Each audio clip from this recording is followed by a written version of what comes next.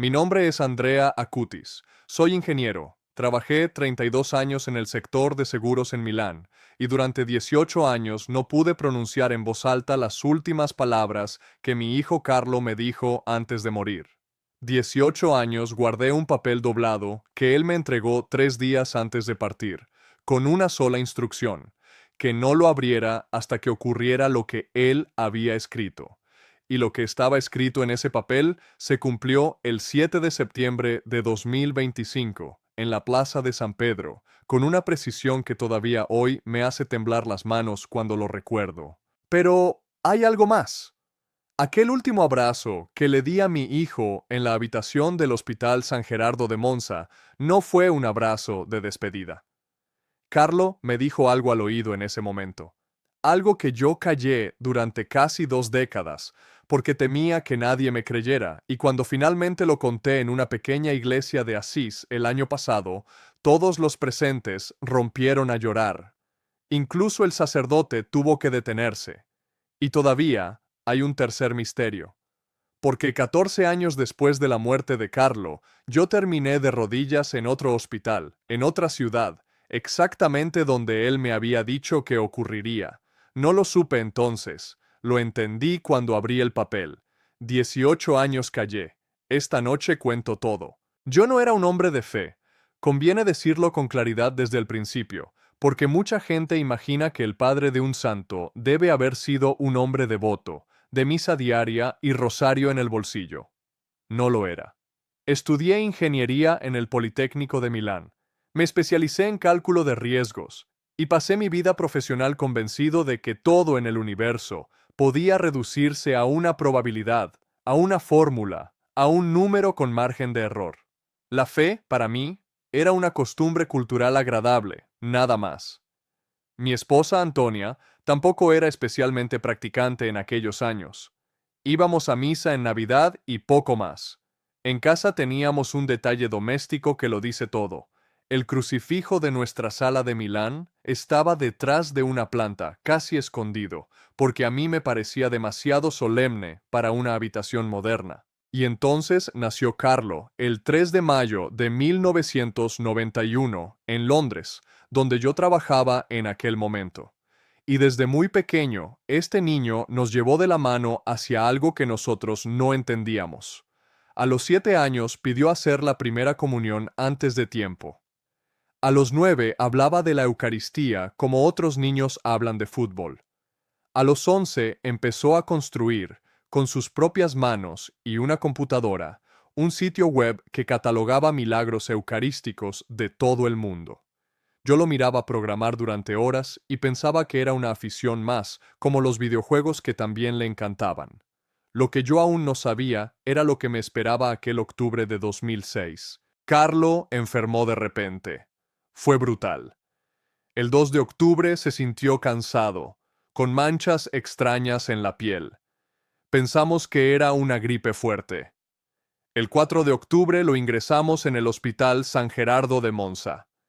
El diagnóstico llegó como un golpe que no se puede medir con ninguna escala de riesgo que yo hubiera estudiado. Leucemia mieloide aguda, tipo M3, la forma más fulminante. Los médicos nos hablaron con esa cautela terrible de quien ya sabe el final, pero no se atreve a decirlo. Le quedaban días. Recuerdo la habitación con una precisión que me sorprende a mí mismo. El número en la puerta, la temperatura del aire acondicionado, que mantenían a 21 grados centígrados, el sonido constante del monitor cardíaco, que marcaba sus latidos, las bolsas de transfusión colgadas a la izquierda de la cama, el olor a desinfectante mezclado con el de las flores que una enfermera había puesto en la ventana, y a Carlo, de 15 años, con el rostro pálido pero los ojos extrañamente serenos, mirándome como si el que estuviera asustado fuera yo, y no él. Fue el tercer día de hospitalización, el 9 de octubre, cuando ocurrió lo del papel. Yo estaba sentado junto a su cama, sosteniéndole la mano, que tenía una temperatura de 36 grados con 2 décimas, a pesar de la fiebre que iba y venía. Carlo me pidió que le acercara su cuaderno y un bolígrafo. Le costaba mucho escribir.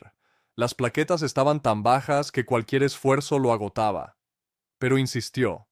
Escribió durante unos minutos en una hoja, la dobló 4 veces con un cuidado casi ceremonial y me la entregó. «Papá, guarda esto», me dijo. Su voz era clara, sorprendentemente firme. «No lo abras ahora, lo abrirás cuando pase lo que está escrito aquí. Tú lo sabrás cuando llegue el momento». Le pregunté qué era. Le pregunté, con la lógica desesperada de un ingeniero, qué sentido tenía darme un papel que no podía leer. Y él sonrió. Esa sonrisa suya que tantas veces vi y que todavía me persigue.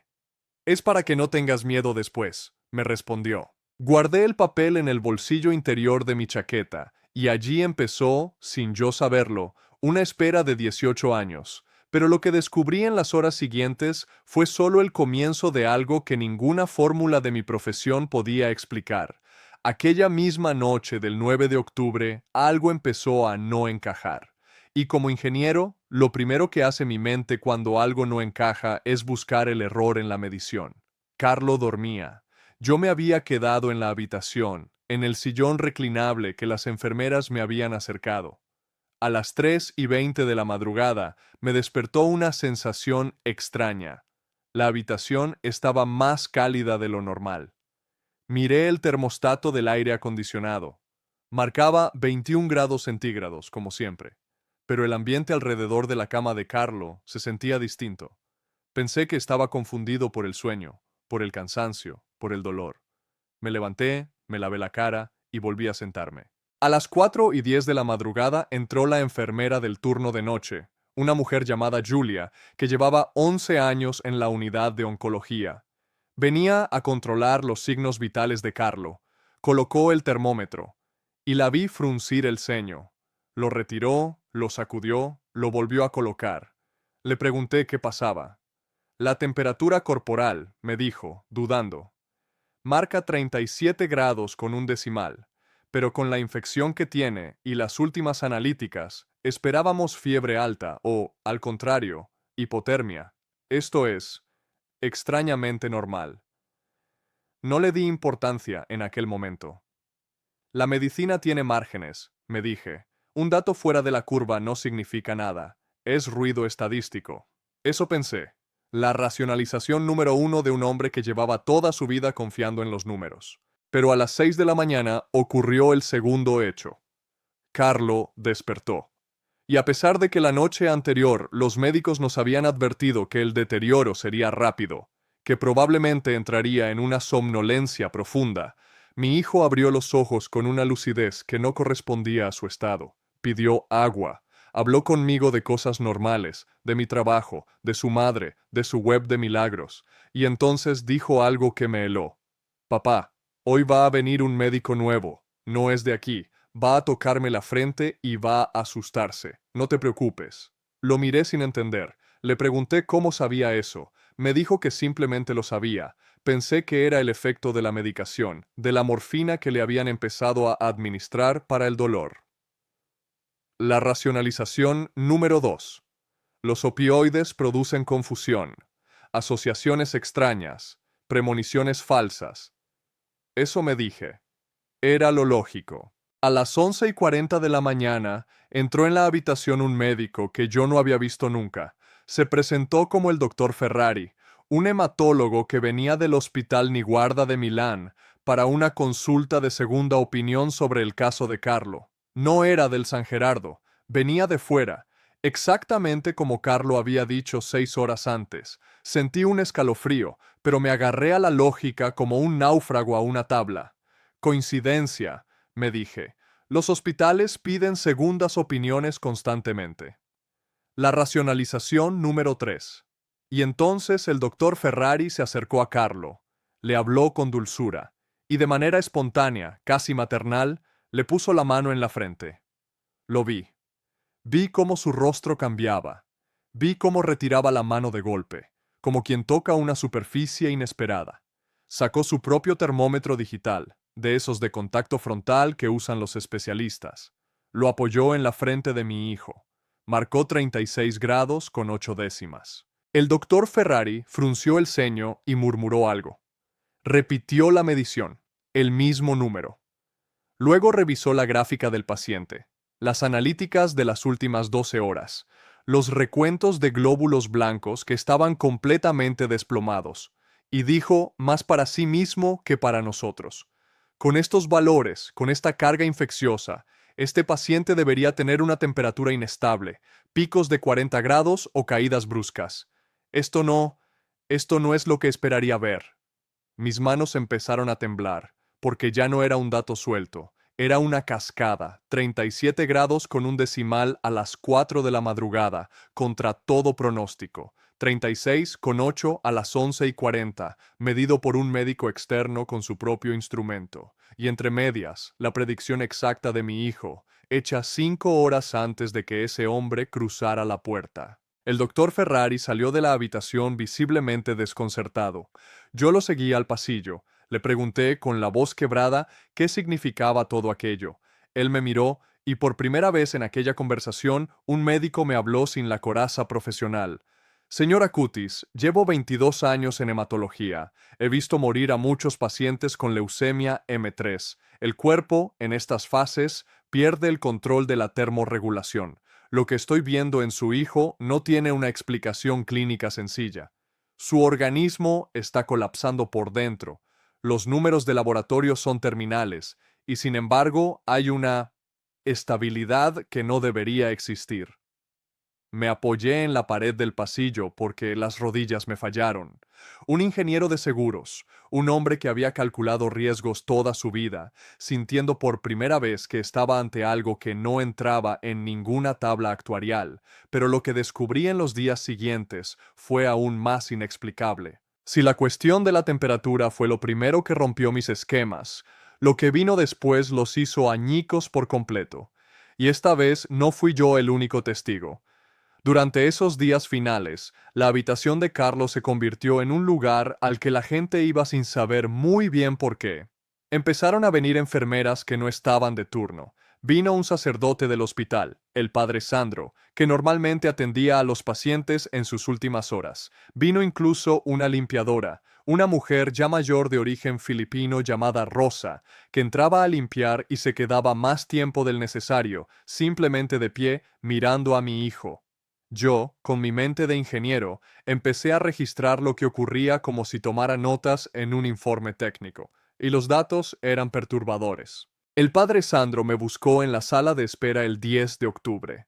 Me dijo que llevaba 31 años acompañando a moribundos en aquel hospital, que había estado junto a más de 2.000 personas en el momento de su muerte. Y me dijo algo que no olvidaré. He visto a muchas personas morir en paz, señora Cutis, pero a su hijo no lo veo morir en paz. Lo veo consolando. Es él quien nos consuela a nosotros. Eso no lo había visto nunca. Le pregunté qué quería decir exactamente. Me explicó que el día anterior había entrado a darle la comunión a Carlo, y que mi hijo, antes de recibir la hostia, le había dicho una frase que lo había dejado sin palabras. Padre, no esté triste. Yo estoy feliz de morir porque he vivido mi vida sin desperdiciar ni un minuto en cosas que no agradan a Dios. El padre Sandro tenía los ojos llenos de lágrimas mientras me lo contaba, y este hombre, que había escuchado las últimas palabras de 2.000 personas, me dijo que jamás había oído a un adolescente de 15 años hablar así de su propia muerte. Pero hubo algo más concreto, algo que me afectó como ingeniero porque tenía que ver con un registro objetivo. La enfermera Julia, la del turno de noche, empezó a anotar en una libreta personal los momentos en que Carlo decía cosas que luego se cumplían. Me la enseñó años después, pero ya entonces me comentó dos casos. El primero, Carlo le había dicho a Julia que su madre, que estaba enferma en Calabria, mejoraría esa misma semana. Julia no le había contado a nadie en el hospital que su madre estuviera enferma.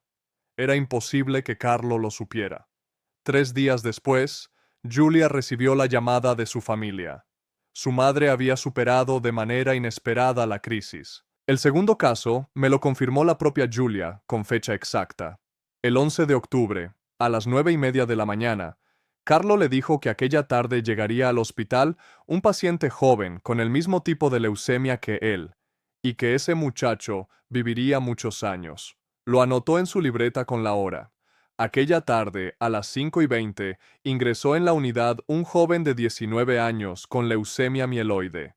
Aquel muchacho, según supe después, sigue vivo hoy. Yo intentaba encontrar explicaciones. Me decía que Carlo había podido escuchar conversaciones, que tenía intuiciones agudas, que mi mente estaba buscando patrones donde solo había azar. Es lo que hace el cerebro humano, me repetía. Ve caras en las nubes, encuentra significados en el ruido. Lo había estudiado, lo sabía, pero los números no me daban tregua. Dos predicciones verificables, con testigo, con fechas, con horas anotadas. La probabilidad de acertar ambas por casualidad era tan baja que mi propia profesión me obligaba a tomarla en serio. Y mientras tanto, el papel doblado seguía en el bolsillo interior de mi chaqueta, quemándome el pecho con su misterio. No lo abrí. Carlo me había pedido que esperara, y por alguna razón que entonces no comprendía, sentí que debía obedecer a mi hijo moribundo, aunque cada fibra de mi ser racional me gritaba que lo abriera y terminara con aquella incertidumbre. El 12 de octubre de 2006, a las 6:45 de la mañana, Carlo entró en su agonía final. Y entonces ocurrió el abrazo, ese abrazo que callé durante 18 años. Carlo me llamó con un hilo de voz. Me acerqué. Lo abracé con un cuidado infinito, temiendo hacerle daño, sintiendo bajo mis manos su cuerpo frágil de 15 años. Y entonces me dijo al oído las palabras que yo no pude repetir en voz alta durante casi 2 décadas. Pero antes de contarles qué me dijo, necesito que entiendan quién era realmente mi hijo, porque yo, su propio padre, no lo entendí hasta mucho después. Cuando Carlo murió, yo me sumergí en su mundo digital para intentar comprenderlo. Encendí su computadora y descubrí el trabajo de toda su corta vida. Aquel sitio web que catalogaba milagros eucarísticos. No era una afición de niño, era una obra monumental. Carlo había documentado, con rigor casi científico, más de 160 milagros eucarísticos reconocidos a lo largo de la historia de la Iglesia, de distintos países, con fechas, lugares, análisis médicos y eclesiásticos. Había viajado mentalmente por el mundo entero desde su habitación, organizando información como solo un experto sabría hacerlo. Yo, que me dedicaba al cálculo de riesgos, reconocí en aquel trabajo una mente metódica, ordenada, que buscaba evidencia, que no se conformaba con creer, sino que quería documentar. Mi hijo había aplicado a la fe el mismo rigor que yo aplicaba a los seguros, y eso me desarmó por completo. Empecé a investigar más. Contacté con personas que habían conocido a Carlo en ámbitos que yo desconocía. Descubrí que daba parte de su dinero a los pobres sin decírnoslo. Que un mendigo de nuestra zona de Milán lo conocía por su nombre. Que defendía a compañeros del colegio que sufrían acoso. Que un amigo suyo, hijo de padres divorciados, había encontrado en Carlo el único apoyo durante el peor momento de su familia. Yo descubría a mi propio hijo después de su muerte, pieza por pieza, como quien reconstruye un mapa. Y entonces hablé largamente con Antonia, mi esposa, su madre. Antonia me reveló algo que ella había guardado, igual que yo guardaba mi papel. Me contó que Carlo, semanas antes de enfermar, cuando estaba completamente sano, le había dicho a ella una frase que en su momento le pareció extraña. Mamá, voy a morir joven, pero no estés triste, porque desde el cielo podré ayudar mucho más. Antonia, llorando, me dijo que ella había pensado que era una de esas reflexiones que a veces hacen los adolescentes, dramáticas, sin importancia. Pero ahora, después de todo, esas palabras tomaban un peso insoportable. Carlos sabía. De alguna manera que ninguno de los dos podía explicar, nuestro hijo sabía que iba a morir joven, y lo había aceptado con una serenidad que ningún muchacho de 15 años debería poder tener. Fue en ese punto cuando me atreví, por primera vez, a relacionar todo aquello con el papel que guardaba. Si Carlo había predicho la llegada del doctor Ferrari, si había predicho la mejoría de la madre de Giulia, si había predicho el ingreso de aquel joven con leucemia, si había anunciado a su propia madre su muerte temprana, entonces, ¿qué había escrito en aquel papel doblado 4 veces que me entregó el 9 de octubre? Saqué el papel. Lo tuve entre mis dedos. Lo miré durante horas, pero no lo abrí, porque las palabras de Carlos seguían resonando. Lo abrirás cuando pase lo que está escrito aquí. Tú lo sabrás cuando llegue el momento. Y yo, contra toda mi naturaleza de ingeniero, decidí esperar. No sé de dónde saqué la fuerza para no abrirlo. Quizás del miedo, quizás del respeto, quizás de algo más profundo que entonces no tenía nombre. Mientras tanto, investigué qué había escrito Carlos sobre sí mismo en su computadora. Y encontré, en un documento que no había sido abierto desde su muerte, una nota que me dejó sin aliento. Estaba fechada en septiembre de 2006, semanas antes de su enfermedad. Decía, con la letra digital de un adolescente: cuando yo no esté, habrá una gran reunión de gente en Roma. Mi padre estará allí y entenderá. San Pedro lo verá todo. No entendí nada en aquel momento. ¿Una reunión de gente en Roma? ¿Yo allí? ¿Entender qué? Lo archivé en mi memoria como un misterio más, junto al papel doblado que seguía sin abrir. Pero lo que hice después de todo aquello sorprendió incluso a mi propia familia, porque el dolor me transformó de una manera que nadie esperaba, y menos que nadie, yo mismo.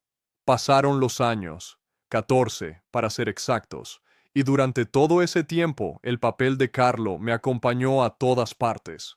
Lo cambié de la chaqueta a una pequeña caja de madera que guardaba en el cajón de mi escritorio, junto a mi documentación más importante. No lo abrí. Esperé. Antonia y yo dedicamos esos años a difundir la vida de Carlo, a colaborar con la Iglesia en el proceso que llevaría, primero, a su beatificación el 10 de octubre de 2020. Aquel día, en Asís, sentí que algo de la nota de Carlo empezaba a cumplirse. Pero no era todavía la gran reunión de gente en Roma. No abrí el papel. Y entonces llegó el evento que cambiaría todo, el que cerraría el último de mis misterios. Ocurrió en marzo de 2020, en plena pandemia. Yo enfermé. A los pocos meses de la beatificación de mi hijo, contraje el virus que estaba arrasando el norte de Italia.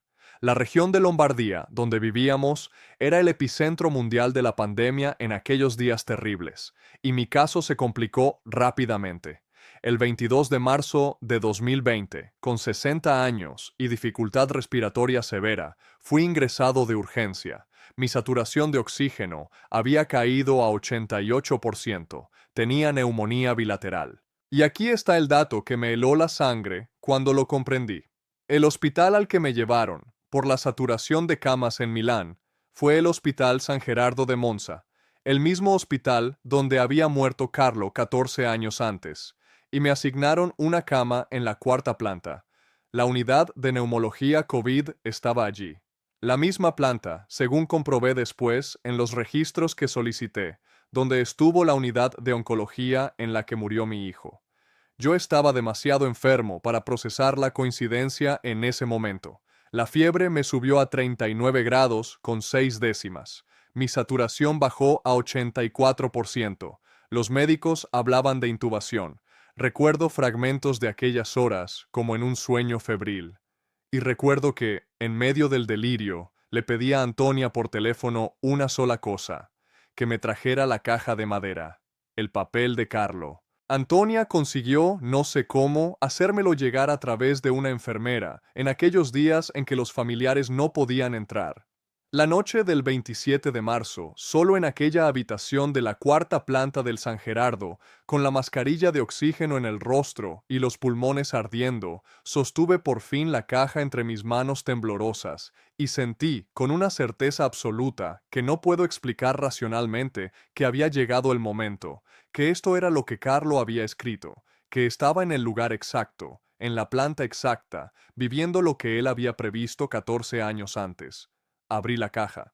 Saqué el papel doblado 4 veces. Mis dedos apenas respondían. Lo desdoblé despacio y leí, por primera vez en 14 años, la letra de mi hijo. Lo que estaba escrito decía así: Papá, el 27 de marzo estarás enfermo en el mismo hospital donde yo ahora me voy, en la cuarta planta. No tengas miedo. No vas a morir aquí. Vas a vivir para ver cómo me hacen santo en Roma, en San Pedro. Una enfermera llamada como mi madre te cuidará esa noche. Yo estaré contigo. Solté el papel. No podía respirar, y no era solo por la neumonía. La fecha era exacta. El 27 de marzo. El lugar era exacto. El Hospital San Gerardo, cuarta planta. 14 años antes, un niño de 15 años que se moría de leucemia había escrito la fecha precisa, el lugar preciso y la planta precisa donde su padre, sano y fuerte en aquel momento, estaría a punto de morir más de una década después. Y entonces miré el rótulo identificativo de la enfermera que en ese momento entraba en mi habitación para controlar mis constantes. Su nombre estaba escrito en la placa sobre la bata de protección. Se llamaba Antonia, como mi esposa, como la madre de Carlo. Una enfermera llamada como mi madre te cuidará esa noche. Caí. No físicamente, porque estaba en la cama, pero algo dentro de mí se derrumbó por completo. Lloré como no había llorado en toda mi vida, ni siquiera cuando murió Carlo. Lloré con un llanto que venía de un lugar que yo no sabía que existía. El ingeniero, el hombre de los números y las probabilidades, el escéptico que tenía el crucifijo escondido detrás de una planta, se quebró del todo aquella noche en la cuarta planta del San Gerardo de Monza, y me recuperé. Contra el pronóstico de los médicos, que aquella misma noche habían considerado intubarme, mi saturación empezó a remontar al amanecer del 28 de marzo. Subió a 90%, luego a 93%. A los 9 días me dieron el alta. No vas a morir aquí, había escrito Carlo. Y no morí, pero faltaba la última parte de su predicción, la que decía, vas a vivir para ver cómo me hacen santo en Roma, en San Pedro. Y esa parte se cumplió 5 años después, de la manera más extraordinaria que yo jamás habría podido calcular. El 7 de septiembre de 2025, en la Plaza de San Pedro de Roma, el Papa León XIV canonizó a mi hijo Carlo Acutis. Lo declaró santo de la Iglesia Católica, el primer santo de su generación, el santo de los jóvenes, el santo de Internet, como ya lo llamaban en todo el mundo. Yo estaba allí, en primera fila, con 65 años, vivo, exactamente como Carlo había escrito 14 años antes en aquel papel y 19 años antes en aquella nota de su computadora. Cuando yo no esté, habrá una gran reunión de gente en Roma. Mi padre estará allí y entenderá. San Pedro lo verá todo. Aquel día, en la plaza, había cientos de miles de personas, jóvenes de todo el planeta. La gran reunión de gente en Roma, que mi hijo había anunciado cuando ni siquiera estaba enfermo, y yo estaba allí, en San Pedro, viéndolo todo, entendiéndolo todo, por fin. Cada palabra de Carlo se había cumplido con la precisión de un teorema matemático. La fecha de mi enfermedad, el hospital, la planta, el nombre de la enfermera, mi supervivencia y ahora la canonización en San Pedro. Cuando el Papa pronunció la fórmula de canonización y declaró santo a mi hijo, las manos me temblaron igual que cuando, 18 años atrás, el doctor Ferrari había retirado su mano de la frente de Carlo. Pero esta vez no temblaba de miedo, temblaba de una certeza que ya no necesitaba ninguna fórmula para sostenerse. El cuerpo de Carlo había sido exhumado en 2019 y encontrado en un estado de conservación notable. Reposa hoy en la Basílica de Santa María de los Ángeles, en Asís, vestido con ropa juvenil, vaqueros y zapatillas deportivas, como el muchacho que fue. Millones de personas han pasado ya ante su tumba. Su primer milagro reconocido fue la curación de Mateus, un niño brasileño de Campo Grande con una malformación del páncreas, en 2013. El segundo fue la curación de Valeria Valverde, una joven costarricense con un trauma craneal grave, en 2022. Desde el cielo, tal como le dijo a su madre, Carlo estaba ayudando mucho más de lo que jamás habría podido ayudar desde la tierra. Y aquí llego a lo que prometí al principio, a las palabras que Carlo me dijo al oído en aquel último abrazo, el 12 de octubre de 2006, y que callé durante 18 años. El año pasado, en una pequeña iglesia de Asís, ante un grupo reducido de peregrinos, me atreví por primera vez a repetirlas en voz alta. Y voy a repetirlas ahora, aquí, para todos ustedes. En aquel último abrazo, con su cuerpo frágil entre mis brazos y un hilo de voz que apenas se oía, mi hijo Carlo me dijo: «Papá, no te despido, te espero, y cuando llegue tu momento de tener miedo, en el mismo sitio donde yo me voy ahora, acuérdate de que yo ya estaré del otro lado, sosteniéndote la mano. No estamos diciendo adiós, solo te estoy adelantando el camino a la autopista del cielo». Cuando dije esas palabras en aquella iglesia de Asís, todos los presentes rompieron a llorar. El sacerdote tuvo que detenerse, incapaz de continuar. Una mujer mayor cayó de rodillas, y yo, por primera vez en 18 años, sentí que el peso que había cargado en silencio durante casi 2 décadas se aligeraba, porque por fin había compartido el mayor tesoro que mi hijo me dejó, la certeza de que la muerte no es un final, sino un adelanto. Hoy dedico mi vida a contar la historia de Carlo. Doy testimonio en parroquias, en colegios, en encuentros de jóvenes por toda Italia y por el mundo.